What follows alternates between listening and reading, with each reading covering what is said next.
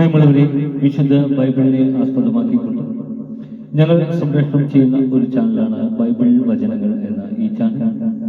ഈ ചാനൽ കൂടി വിശുദ്ധ ബൈബിളിലെ പഴയ നിയമത്തിലെ ഉൽപ്പത്തി പുസ്തകം മുതൽ പുതിയ നിയമത്തിലെ വെളിപ്പാടിന്റെ പുസ്തകം വരെയുള്ള എല്ലാ അധ്യായങ്ങളും ഉൾക്കൊള്ളിക്കുവാൻ ഞങ്ങൾ ശ്രമിക്കുകയാണ്. ഈ ദൈവവചന ഭാഗങ്ങൾ കേൾക്കുന്ന എല്ലാവരും ലോകത്തിന് ശാന്തിയും സമാധാനവും നന്മയും ഉണ്ടാകുവാൻ വേണ്ടി എന്നോടൊപ്പം സർവശക്തനായ ദൈവത്തോട് പ്രാർത്ഥിക്കുക. അതോടൊപ്പം തന്നെ ഈ ചാനൽ കാണുന്ന എല്ലാവരും ഞങ്ങളുടെ ചാനൽ ഒന്ന് ലൈക്ക് ചെയ്യുക, ഒന്ന് സബ്സ്ക്രൈബ് ചെയ്യുക. സബ്സ്ക്രൈബ് ചെയ്ത് താഴെ കാണുന്ന ബെൽ ഐക്കൺ കൂടി ക്ലിക്ക് ചെയ്ത് ഞങ്ങളുടെ എല്ലാ അധ്യായങ്ങളും നിങ്ങൾക്ക് ലഭിക്കുന്നത് പോലെ ഞങ്ങളോട് സഹകരിക്കുക. നിങ്ങളെവിടെയും പ്രാർത്ഥന നിർഭരമായ സഹകരണത്തിന് തുടർന്ന് പ്രതീക്ഷിച്ചുകൊണ്ട് ലേവ്യരുടെ പുസ്തകം 25-ാം അധ്യായം. സാബത്ത് വർഷം. കർത്താവ് സീനായി മലയിൽ വെച്ച് മോശയോട് അരുളിച്ചെയ്തു, ഇസ്രായേൽ ജനത്തോട് പറയുക, ഞാൻ നിങ്ങൾക്ക് തരാൻ പോകുന്ന ദേശത്ത് നിങ്ങൾ പ്രവേശിക്കുമ്പോൾ ആ ദേശം കർത്താവിനൊരു സാബത്ത് ആചരിക്കണം. 6 വർഷം നീ നിന്റെ നിലം വിതയ്ക്കുകയും മുന്തിരിവള്ളി വെട്ടിയൊരുക്കി ഫലമെടുക്കുകയും ചെയ്യുക. എന്നാൽ 7-ാം വർഷം ദേശത്തിന് വിശ്രമത്തിനുള്ള കർത്താവിന്റെ സാബത്തായിരിക്കും. ആ വർഷം നിലം വിതയ്ക്കുകയോ മുന്തിരിവള്ളി മുറിക്കുകയോ ചെയ്യരുത്. താനെ മുളച്ചു വിളയുന്നവ നിങ്ങൾ കൊയ്യരുത്. വള്ളികൾ മുറിക്കാത്ത മുന്തിരിത്തോട്ടത്തിലെ പഴം പറിക്കുകയും വേണ്ട, കാരണം അത് ദേശത്തിന്റെ വിശ്രമ വർഷമാണ്. ദൈവത്തിന്റെ സാബത്ത് നിങ്ങൾക്ക് ഭക്ഷണം പ്രദാനം ചെയ്യും. നിനക്കും നിന്റെ ദാസനും ദാസിക്കും കൂലിക്കാരനും നിന്നോടുകൂടെ വസിക്കുന്ന പരദേശിക്കും നിന്റെ കന്നുകാലികൾക്കും നിന്റെ ദേശത്തെ മൃഗങ്ങൾക്കും അതിന്റെ ഫലങ്ങൾ ആഹാരമായിരിക്കും. ജൂബിലി വർഷം. വർഷങ്ങളുടെ 7 സാബത്തുകൾ എണ്ണുക. 7 പ്രാവശ്യം 7 വർഷങ്ങൾ. വർഷങ്ങളുടെ 7 സാബത്തുകളുടെ ദൈർഘ്യം 49 വർഷങ്ങൾ. 7-ാം മാസം 10-ാം ദിവസം നിങ്ങൾ എല്ലായിടത്തും കാഹളം മുഴക്കണം. പാപപരിഹാര ദിനമായ അന്ന് ദേശം മുഴുവൻ കാഹളം മുഴക്കണം. 50-ാം വർഷത്തെ നീ വിശുദ്ധീകരിക്കണം. ദേശവാസികൾക്കെല്ലാം സ്വാതന്ത്ര്യം പ്രഖ്യാപിക്കണം. അത് നിങ്ങൾക്ക് ജൂബിലി വർഷമായിരിക്കും. ഓരോരുത്തർക്കും തങ്ങളുടെ സ്വത്ത് തിരികെ ലഭിക്കണം. ഓരോരുത്തരും തങ്ങളുടെ കുടുംബത്തിലേക്ക് മടങ്ങിപ്പോകട്ടെ. 50-ാം വർഷം നിങ്ങൾക്ക് ജൂബിലി വർഷമായിരിക്കണം. ആ വർഷം വിതയ്ക്കുകയോ ഭൂമിയിൽ താനെ വളരുന്നവ കൊയ്യുകയോ മുറിക്കാത്ത മുന്തിരിവള്ളികളിലെ ഫലങ്ങൾ ശേഖരിക്കുകയോ ചെയ്യരുത്. എന്തെന്നാൽ അത് ജൂബിലി വർഷമാണ്. അത് നിങ്ങൾക്ക് വിശുദ്ധമായിരിക്കണം. വയലിൽ നിന്ന് കിട്ടുന്നവ മാത്രം നിങ്ങൾക്ക് ഭക്ഷിക്കാം. ജൂബിലിയുടെ ഈ വർഷത്തിൽ ഓരോരുത്തരും തങ്ങളുടെ അവകാശ സ്ഥലത്തേക്ക് തിരികെ പോകണം. നിന്റെ അയൽക്കാരന് എന്തെങ്കിലും വിൽക്കുകയോ അവനിൽ നിന്ന് എന്തെങ്കിലും വാങ്ങുകയോ ചെയ്യുമ്പോൾ നിങ്ങൾ പരസ്പരം ഞെരുക്കരുത്. അടുത്ത ജൂബിലി വരെയുള്ള വർഷങ്ങളുടെ കണക്കനുസരിച്ച് അയൽക്കാരിൽ നിന്ന് നീ വാങ്ങണം. വിളവിന്റെ വർഷങ്ങളുടെ കണക്കനുസരിച്ച് അവൻ നിനക്ക് വിൽക്കട്ടെ. വർഷങ്ങൾ കൂടിയിരുന്നാൽ വില വർദ്ധിപ്പിക്കണം, കുറഞ്ഞിരുന്നാൽ വില കുറയ്ക്കണം. എന്തെന്നാൽ വിളവിന്റെ വർഷങ്ങളുടെ എണ്ണം അനുസരിച്ചാണ് അവൻ നിനക്ക് വിൽക്കുന്നത്. നിങ്ങൾ പരസ്പരം ഞെരുക്കരുത്. ദൈവത്തെ ഭയപ്പെടണം. ഞാനാണ് നിങ്ങളുടെ ദൈവമായ കർത്താവ്. നിങ്ങൾ എൻ്റെ നിയമങ്ങളും കൽപ്പനകളും അനുസരിക്കുകയും അനുഷ്ഠിക്കുകയും ചെയ്യുക. എങ്കിൽ ദേശത്ത് നിങ്ങൾ സുരക്ഷിതരായിരിക്കും. ഭൂമി അതിന്റെ ഫലം നൽകും. നിങ്ങൾ തൃപ്തിയാവോളം ഭക്ഷിച്ച് സുരക്ഷിതരായി വസിക്കും. ഞങ്ങൾ 7-ാം വർഷം വിധിക്കുകയും വിളവെടുക്കുകയും ചെയ്യുന്നില്ലെങ്കിൽ എന്തു ഭക്ഷിക്കും എന്ന് നിങ്ങൾ ചോദിച്ചേക്കാം. 6 വർഷം എൻ്റെ അനുഗ്രഹം ഞാൻ നിങ്ങളുടെ മേൽ ചൊരിയും. 3 വർഷത്തേക്കുള്ള വിളവ് അത് നിങ്ങൾക്ക് പ്രദാനം ചെയ്യും.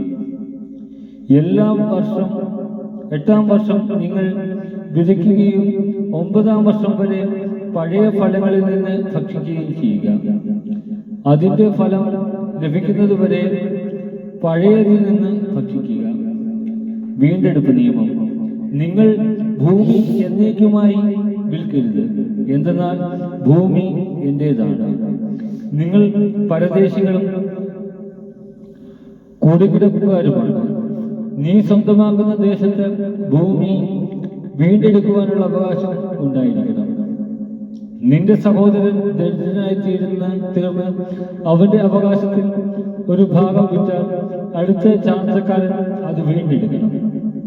എന്നാൽ വീണ്ടെടുക്കാൻ അവന് ആരും ഇല്ലാതിരിക്കുകയും പിന്നീട് സമ്പന്നനായി വീണ്ടെടുക്കാൻ അവന് കഴിവുണ്ടാകുകയും ചെയ്താൽ അത് വിറ്റതിനു ശേഷമുള്ള വർഷങ്ങൾ കണക്കാക്കി വാങ്ങിയവന് അധിക തുക തിരികെ കൊടുത്ത് അവൻ തന്റെ അവകാശ വസ്തു വീണ്ടെടുക്കാം. എന്നാൽ അത് വീണ്ടെടുക്കാൻ അവന് കഴിവില്ലെങ്കിൽ വിറ്റുപോയ വസ്തു വാങ്ങിയവന്റെ കൈവശം ജൂബിലി വർഷം വരെ ഇരിക്കട്ടെ. ജൂബിലി വർഷം അവൻ അതിൽ നിന്ന് ഒഴിഞ്ഞു കൊടുക്കുകയും ഉടമസ്ഥൻ തന്റെ അവകാശത്തിലേക്ക് മടങ്ങി വരികയും ചെയ്യട്ടെ. മതിലുകളാൽ ചുറ്റപ്പെട്ട പട്ടണത്തിലുള്ള തന്റെ വീട് ഒരാൾ വിറ്റാൽ 1 വർഷത്തിനകം തിരിച്ചെടുക്കാം. വീണ്ടെടുക്കാൻ 1 വർഷത്തെ സാവകാശമുണ്ട്. 1 വർഷത്തിനകം വീണ്ടെടുക്കുന്നില്ലെങ്കിൽ മതിലുകളാൽ ചുറ്റപ്പെട്ട പട്ടണത്തിലുള്ള വീട് വാങ്ങിയവനും അവന്റെ സന്തതികൾക്കും എന്നേക്കുമുള്ള അവകാശമായിരിക്കും. ജൂബിലി വർഷത്തിൽ അത് ഒഴിഞ്ഞു കൊടുക്കേണ്ടതില്ല. എന്നാൽ ചുറ്റും മതിലുകളില്ലാത്ത ഗ്രാമങ്ങളിലെ വീടുകൾ നിലങ്ങൾ പോലെ കണക്കാക്കപ്പെടും. ജൂബിലി വർഷത്തിൽ അവ വീണ്ടുകൊള്ളുകയോ മോചിപ്പിച്ചെടുക്കുകയോ ആവാം. എന്നാൽ ലേവ്യർക്ക് തങ്ങളുടെ പട്ടണങ്ങളും അവിടെ തങ്ങൾക്ക് അവകാശമായ വീടുകളും എപ്പോൾ വേണമെങ്കിലും വീണ്ടെടുക്കാം.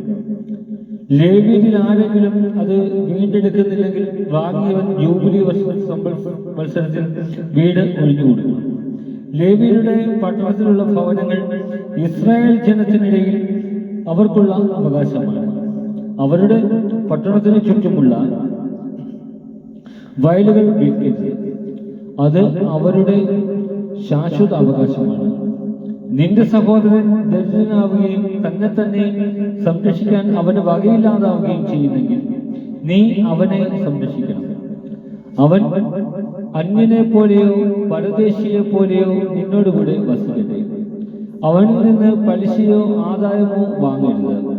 ദൈവത്തെ ഭയപ്പെടുക. നിന്റെ സഹോദരൻ നിന്റെ കൂടെ വസിക്കട്ടെ. നീ അവന് പണം പലിശയ്ക്ക് കൊടുക്കരുത്.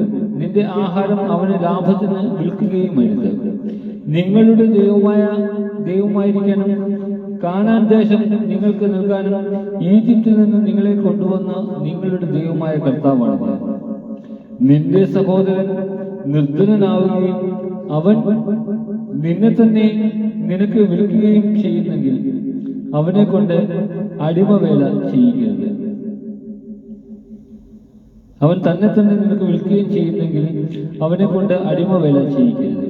അവൻ നിനക്ക് ഒരു കൂലിക്കാരനും പരദേശിയുമായിരിക്കട്ടെ.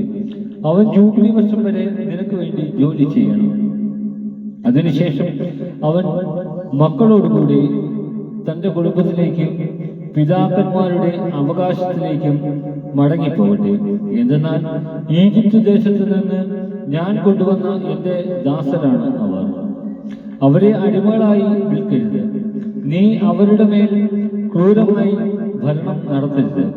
നിന്റെ ദൈവത്തെ ഭയപ്പെടുക. ചുറ്റുമുള്ള ജനങ്ങളിൽ നിന്ന് നിങ്ങൾ ദാസന്മാരെയും ദാസികളെയും വാങ്ങിക്കൊള്ളുക. നിങ്ങളുടെ ഇടയിൽ വസിക്കുന്ന വിദേശികളിൽ നിന്നും നിങ്ങളുടെ ദേശത്ത് വെച്ച് അവരുടെ കുടുംബങ്ങളിൽ ജനിച്ചവരിൽ നിന്നും നിങ്ങൾക്ക് ദാസരെ വാങ്ങാം. അവർ നിങ്ങളുടെ അവകാശമായിരിക്കും. നിങ്ങൾക്ക് ശേഷം നിങ്ങളുടെ മക്കൾക്ക് നിത്യമായി അവകാശമാക്കാൻ അവിടെ നിന്ന് നിങ്ങൾക്ക് അടിമകളെ സ്വീകരിക്കാം. എന്നാൽ ഇസ്രായേൽ മക്കളായ നിങ്ങളുടെ സഹോദരരുടെ മേൽ നിങ്ങൾ ക്രൂരമായ ഭരണം നടത്തരുത്.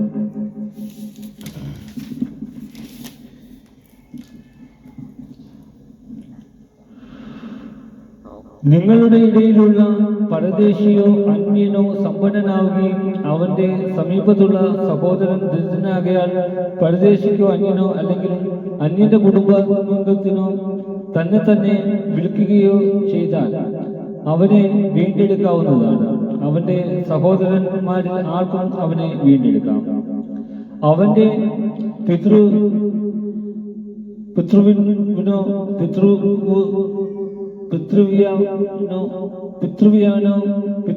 പുത്രനോ ഏതെങ്കിലും ചാർച്ചക്കാരനോ അവനെ വീണ്ടെടുക്കാം.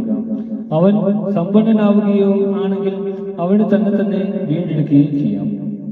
അവൻ തന്നെ വിറ്റതു മുതൽ ജൂബിലി വരെയുള്ള വത്സരങ്ങൾ വാങ്ങിയവനുമായി കണക്കാക്കണം. വർഷങ്ങൾക്കനുസരിച്ചായിരിക്കണം അവന്റെ മോചനത്തിന്റെ വില.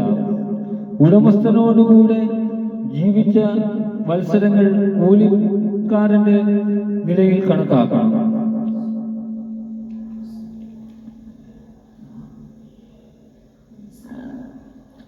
വർഷങ്ങൾ ഏറെ ബാക്കിയുണ്ടെങ്കിൽ അതിന് തക്കവിധം വീണ്ടെടുപ്പ് വില കിട്ടിയ പണത്തിൽ നിന്നും തിരികെ കൊടുക്കണം. ജൂബിലി വർഷങ്ങൾ കുറവാണെങ്കിൽ തന്റെ വീണ്ടെടുപ്പിനായി ഉടമസ്ഥനുമായി ആലോചിച്ച് വർഷങ്ങളുടെ കണക്കനുസരിച്ച് പണം മടക്കി കൊടുക്കണം. വർഷം തോറും കൂലിക്കെടുക്കപ്പെട്ടവനെ പോലെ അവൻ വാങ്ങുന്നവരോടുകൂടി കഴിയണം. അവനോട് ക്രൂരത കാണിക്കാൻ ഇടവരരുത്. അവൻ